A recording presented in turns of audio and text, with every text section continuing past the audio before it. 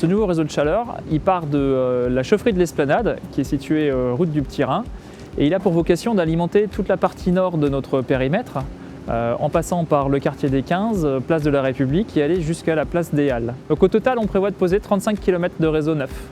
Alors dans le secteur de la place de la République, on a déjà pu signer un certain nombre de contrats de raccordement, donc le TNS entre autres, un bâtiment de la BNU, une annexe, également le bâtiment de la DRFIP, le bâtiment des impôts.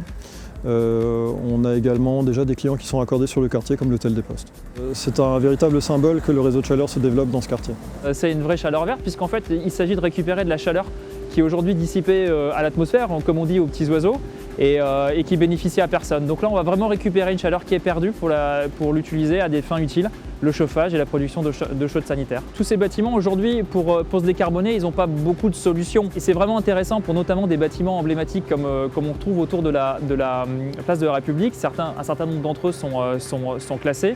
Ils ne peuvent pas avoir par exemple une chaufferie biomasse juste pour eux, mettre en place une pompe à chaleur. Et donc le réseau de chaleur est vraiment la solution idéale.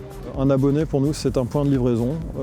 Concrètement, depuis le début de la DSP, donc le 1er octobre 2022, on a signé environ 73 nouveaux PDL. En équivalent logement, ça représente environ 6000 équivalents logements.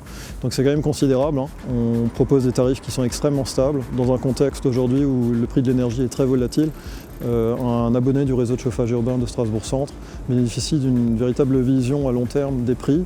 En plus, on est très attractif, notamment par rapport aux énergies fossiles. Et effectivement, chez nous, la majeure partie de notre chaleur est produite avec de l'énergie renouvelable et de récupération, provenant en grande majorité de producteurs locaux.